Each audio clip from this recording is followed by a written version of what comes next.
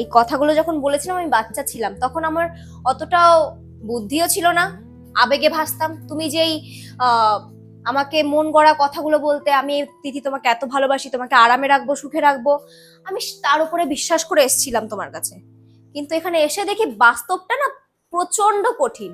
তোমাকে দেখে না একটা কথা মনে পড়ছে জানো, মানে একটা কাহাবাত মনে পড়ছে যে 10 মিনিট 20 মিনিটের দায়িত্ব তো সবাই নিতে পারে, কিন্তু সারা জীবনের দায়িত্ব না এই হাজবেন্ড ছাড়া আর কেউ নেয় না, বুঝলে? কি বলছো 10-20 মিনিটের জন্য? আজকে তোমার 2 বছরের সংসার কি দিয়েছে আমাকে? আর 10-20 মিনিটের জন্য এত এত যে গয়না দেখছো, এত জামা কাপড় দেখছো, সে 10-20 মিনিটের ওখান থেকেই আসা।